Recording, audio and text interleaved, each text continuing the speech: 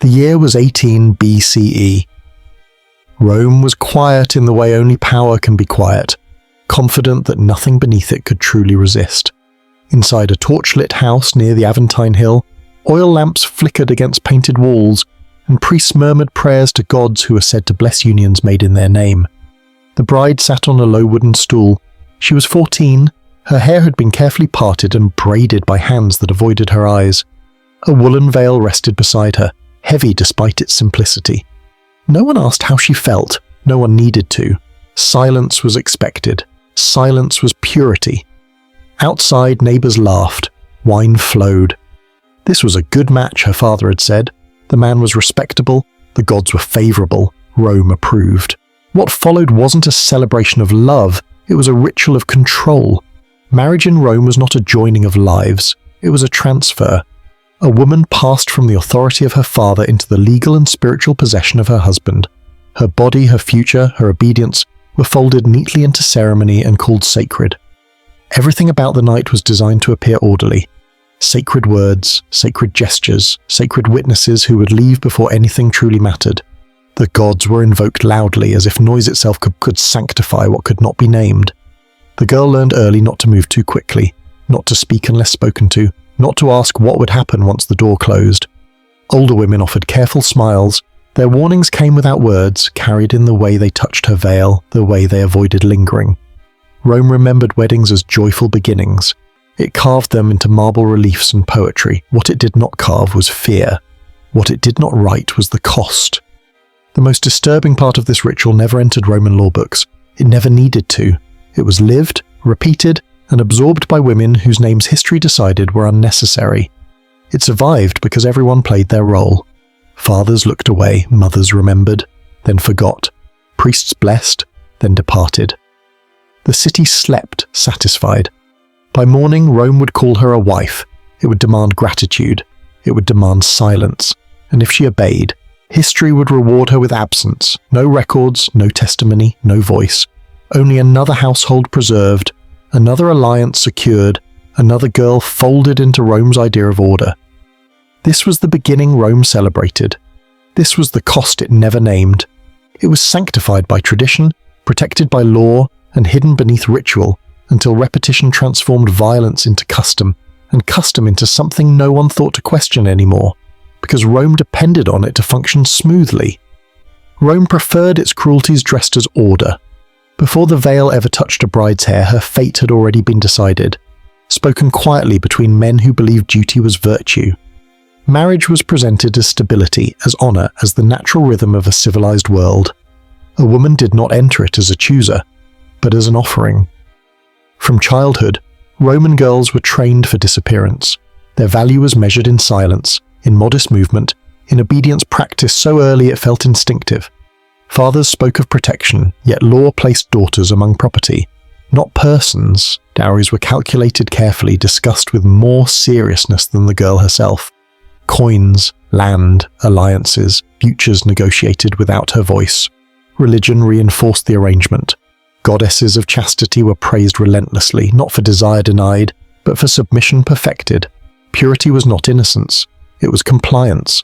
A woman was considered virtuous not because she wished nothing, but because she was expected to endure everything. In public, Rome called this harmony. In private, it was preparation. Older women became instructors. Aunts, mothers, neighbours whose own wedding nights had already passed into memory. They learned not to describe. They taught girls how to lower their eyes, how to accept commands without hesitation, how not to flinch when touched unexpectedly. Advice arrived wrapped as kindness. Endure, they said. It will pass. This is how life begins. No one spoke of consent because the concept had no place here. A daughter's body belonged first to her father, then to her husband. Refusal was not courage, it was disgrace. To resist was to shame one's family, offend the gods, fracture the fragile respectability Rome prized above truth. Everything felt calm because violence had been delayed, not removed. Ritual replaced force, giving domination the appearance of inevitability. The household bustled with harmless activity. Garlands were hung, bread was broken, laughter filled rooms that would soon be emptied of witnesses. The bride learned to smile. She learned that fear was unbecoming, She learned that asking questions suggested impurity of thought. Silence became survival long before it became expectation. Then the veil was lowered. It was meant to symbolize modesty, devotion, transition. In practice, it marked erasure. The moment cloth touched her head, the girl ceased to exist as an independent being. Legally, spiritually, socially, she vanished into her husband's authority. Her former life dissolved instantly without ceremony or mourning. Rome celebrated this disappearance as order achieved. Families congratulated themselves. Gods were thanked. The system worked precisely because it appeared gentle. Nothing seemed broken. Nothing seemed cruel. And that was the most dangerous illusion of all, because it allowed what came next to feel not like violation, but fulfillment of destiny. This calm was intentional, cultivated carefully across generations. By making obedience appear natural, Rome removed the need for chains. Women were taught to police themselves, to interpret fear as duty, discomfort as virtue. The system did not require constant violence, it required belief. When belief wavered, shame restored order. When doubt surfaced, tradition smothered it. Thus the ritual endured, polished by repetition, protected by respectability, until no one remembered when preparation ended and harm truly began. It lingered quietly, shaping lives, expectations, marriages, motherhood, and memory, leaving women disciplined into silence before they ever understood why suffering felt inevitable within Rome's sacred order. By the time a Roman bride crossed the threshold of her husband's house, consent had already been decided for her. It was not taken in a moment of violence. It was removed quietly long before the ceremony through law, language, and belief working together. Roman law never asked what a woman wanted. It asked who owned her. Under the authority of the paterfamilias, her body and future were governed as extensions of male honor. Marriage contracts spoke clearly about property and lineage, yet fell into careful silence about choice. That silence was not an oversight. It was design. Religion sealed what law prepared. Weddings invoked gods as witnesses, transforming obedience into holiness. Refusal was reframed as sacrilege. A woman who resisted was not defending herself. She was defying divine order. In this way, power disguised itself as fate. Stories Rome preserved praised dutiful wives endlessly. They celebrated women who endured without complaint, who submitted with grace, who absorbed harm and called it virtue. What these stories omitted mattered more than what they praised. There were no accounts of fear, no language for violation, no space for a woman's no to exist meaningfully. Absence became instruction. Behind closed doors, the system revealed itself. Witnesses left deliberately early. Ritual required privacy not for intimacy, but for immunity. What occurred afterward was protected by tradition, shielded from scrutiny by the assumption that husbands acted within their rights. To question a man's authority was to question Rome itself. Betrayal entered quietly, not as cruelty by one individual, but as certainty enforced by many. Fathers who surrendered daughters, mothers who repeated the rules, priests who blessed the union and departed before consequences unfolded, neighbors who heard nothing because nothing was meant to be heard. Resistance carried consequences heavier than suffering. A woman who fought back risked social death. She could be cast out, accused of impurity, stripped of protection. The law did not punish men for excess, it punished women for disruption. Silence was safer than survival with a voice. This was how consent disappeared without force, not stolen but declared irrelevant. Rome functioned because women were trained to interpret submission as duty, endurance as morality.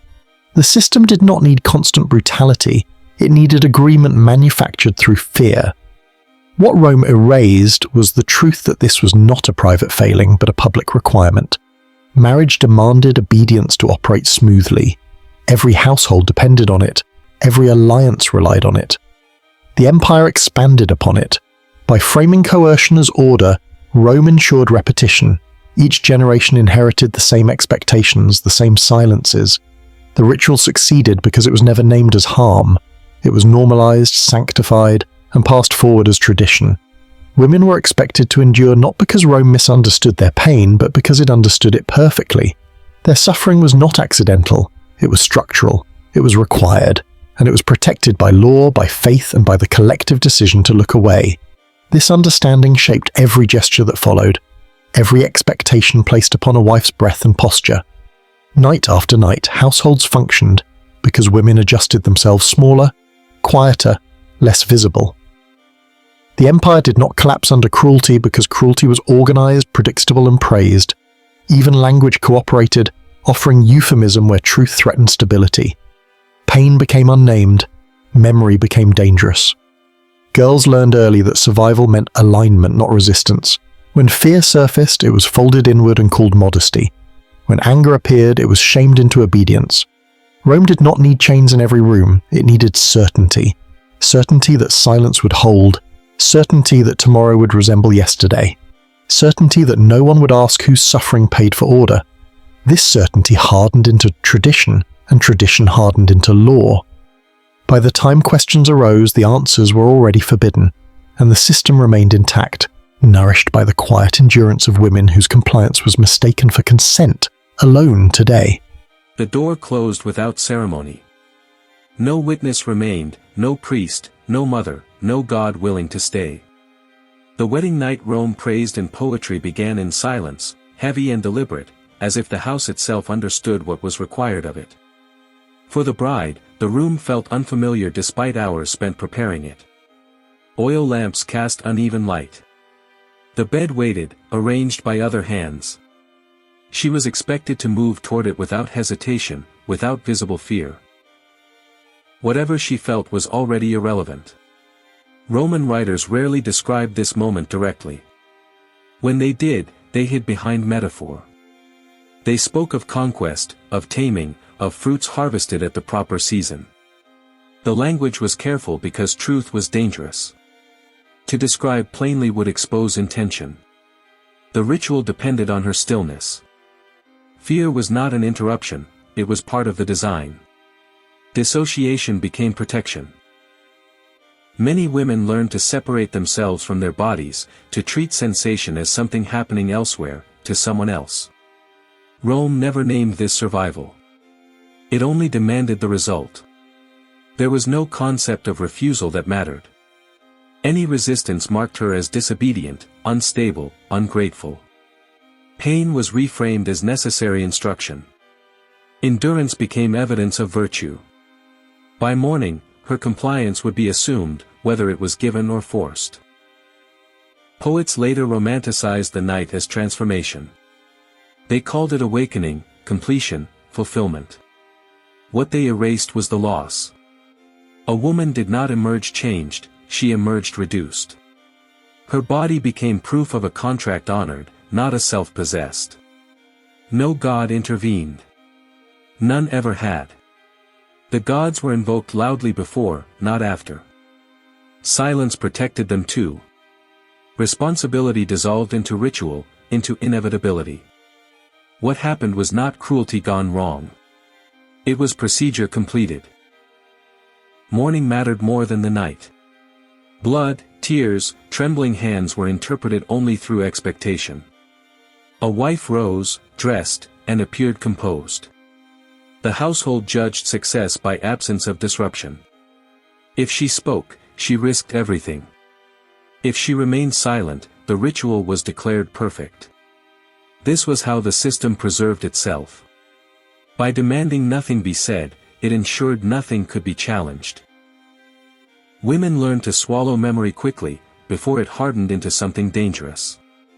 What could not be remembered clearly could not be named. Rome's historians avoided detail not because they were ignorant, but because they understood. They knew that describing this night honestly would fracture the image of civilization they protected. So they wrote around it, above it, beyond it, leaving women to carry the truth alone. The ritual worked because it ended without language.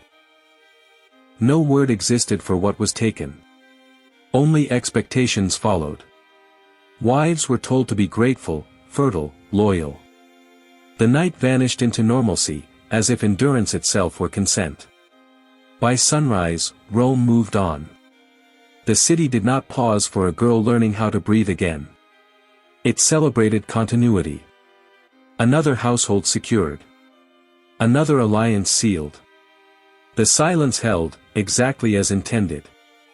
It settled into memory unevenly, surfacing in fragments rather than scenes. Some women recalled sounds more than faces, shadows more than touch. Others remembered only the moment before, as if the mind refused to follow what the body endured. Rome relied on this fracture. A broken memory could not accuse. It could only ache. Years later, when daughters asked questions, answers arrived softened or withheld. Mothers spoke of duty, not nights. They described marriage as adjustment, not loss. This was not mercy. It was inheritance. Silence passed carefully, like jewelry, from one generation to the next. The night's purpose was never pleasure.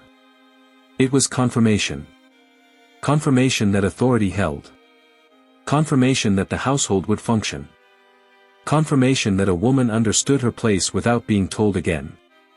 By surviving without protest, she proved the ritual successful. What Rome celebrated was not union but compliance. The city required bodies that obeyed, futures that followed script. Every unspoken wedding night reinforced that pattern. Each time it happened without consequence, the system hardened. And so the ritual endured, not because it was hidden completely, but because it was reframed constantly. Anything but what it was. The night disappeared into habit, and habit became history. Women carried the truth alone, inside them, where Rome never had to look. After the wedding night, Rome expected resolution. Not healing, not understanding, continuity.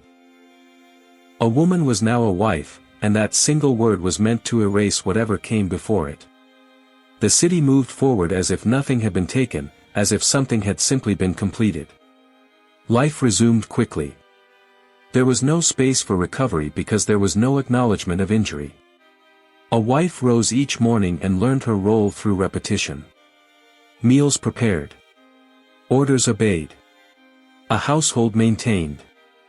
Survival was measured by how little disruption she caused. Motherhood arrived not as fulfillment, but as obligation. Children were proof that the ritual had worked. Fertility redeemed silence. A woman's value became inseparable from her usefulness to lineage. Pregnancy was praised. Exhaustion ignored. Pain reframed as sacrifice for Rome's future. Love, if it appeared, was incidental. It was never required. Loyalty mattered more. Loyalty was safety. A wife who adapted was rewarded with stability, protection, and limited respect. One who struggled faced suspicion. Emotional withdrawal was called coldness. Resistance was labeled madness. Roman society had no patience for women who remembered too clearly. Grief that lingered was inconvenient. Fear that surfaced later was interpreted as weakness. There was no language for trauma, only judgment. The expectation was simple: endure, produce, comply. Identity erosion happened gradually. A girl's former self became irrelevant once she entered marriage.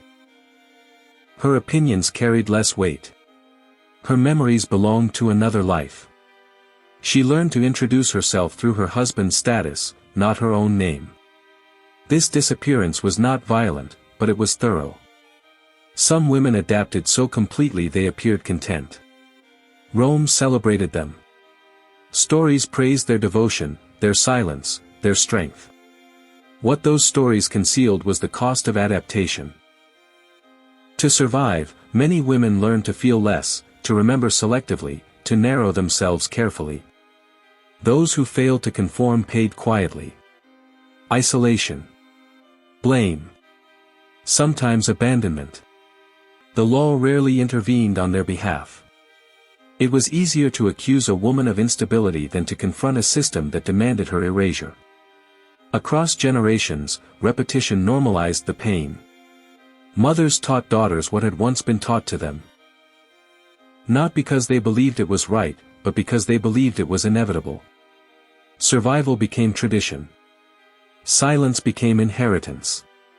Rome did not need to threaten women constantly. Expectation did the work. A wife understood the boundaries of acceptable feeling. Gratitude was praised. Questions discouraged. Memory managed. Over time, the ritual's violence faded into routine. Not because it disappeared, but because it became familiar. The city thrived on this familiarity.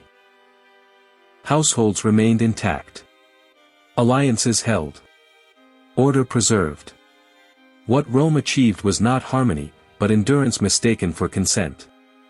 Women lived long lives within structures that never asked who they had been before obedience.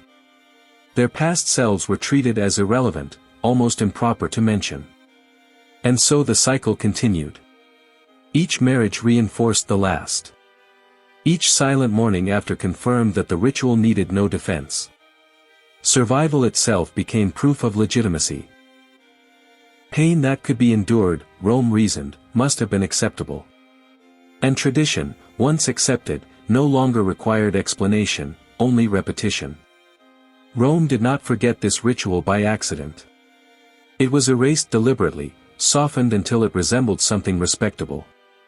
As generations passed, language changed. Brutality became tradition. Control became custom. Silence became virtue. What could not be defended openly was hidden behind reverence. Later historians inherited this silence and polished it further. They preferred marble ideals to human cost. Marriage appeared orderly, dignified, essential to civilization. Women appeared willingly obedient, grateful even. Anything that complicated this image was trimmed away, dismissed as exaggeration or private matter. Rome's records are precise about property, lineage, inheritance. They are vague about bodies. That imbalance is revealing. When power benefits from ambiguity, ambiguity becomes policy. The less written, the safer the structure. Centuries later, the myth endured. Roman marriage is still romanticized as disciplined, noble, stabilizing. Modern retellings linger on togas and ceremony, not fear. The veil is described as beautiful, not suffocating. The silence is mistaken for harmony. What is missing matters more than what remains. The absence of women's voices is not coincidence. It is evidence. Erasure protects legacy. It allows violence to masquerade as order long after those who suffered are gone. This pattern is not confined to Rome. Systems built on domination rarely record their costs honestly. They preserve victories, laws, monuments. They discard testimonies that threaten coherence. Forgetting becomes inheritance. Return, finally, to the girl in the torchlit room. She was not symbolic. She had a name that history did not keep. Her fear was real. Her silence was learned. She did not disappear because she was insignificant. She disappeared because acknowledging her would unravel something larger. No rescue comes. No justice follows. Recognition is all that remains. To see her now is to understand that civilization often advances by teaching some people to endure quietly while others write history loudly. Rome survived by perfecting this imbalance. By burying pain beneath ritual, it ensured repetition. What was erased was not the ritual itself, but its meaning. And once meaning is gone, tradition can be admired without guilt. That is Rome's final legacy. Not greatness, but the ability to make suffering look sacred, then leave it unnamed, trusting time to finish the erasure. It lingers in stone and story alike, in what is celebrated and what is omitted. Each retelling smooths edges, removes discomfort, replaces experience with abstraction. Empires depend on this forgetting. Without it, monuments crack. Without it, pride hesitates. Remembering would demand accountability, and accountability threatens permanence. So history chooses elegance over honesty, structure over empathy. The women remain unnamed because names invite memory, and memory invites reckoning. This silence is not empty. It is crowded with lives pressed flat, waiting to be acknowledged by those willing to look. To confront it is uncomfortable, destabilizing, and necessary, because progress built on erased suffering is not progress at all, only repetition disguised as advancement, repeating old harms beneath new language, hoping distance will dull responsibility, and that forgetting will feel like peace eventually for everyone involved across generations and histories.